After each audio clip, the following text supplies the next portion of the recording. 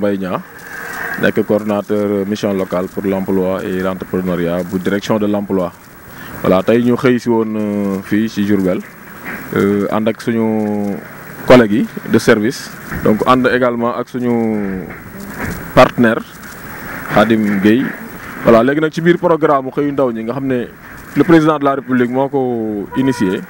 Donc teg ko ci loxo ministère de l'emploi et notamment ñun direction de l'emploi ñu koy coordonné. Ñu ne kat bien vrai que gis nañ ne lépp ci lu ñuy insérer en général mooy ay jeunes diplômés ñi nga xam te ni pour jàng nañ am yenn niveau yi, mais pourquoi pas également ci beneen frange bi muy ñi nga xam te ni peut-être c'est des non diplômés ñu xool ci yan secteur lañ leen mën a insérer ba wax dëgg yàlla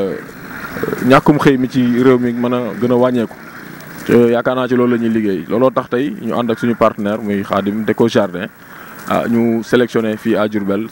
50 jeunes yoo xamante ni wax dëgg yàlla apte nañ ci liggéey ci filière yi nga xam ne cité nañ ko léegi muy décoration espace public mais ci affaire pavage ak yu demee noonu. Tey ñu jël leen donc pour une incubation non seulement mais également une insertion après incubation bi. Voilà, donc loolu moo taxoon tey ñu teew fii di ci remercier nag vraiment le président de la République mais jaarale également ci le ministère de la jeunesse. Mais également ci la direction de l'emploi bi nga xam te le directeur Pape Modou Fall moo ko jiite. Donc tey ñu koy mettre en œuvre à travers la mission locale de Diourbel. Khadim Gueye, propriétaire Déco Jardin di yëngu ci espace vert BTP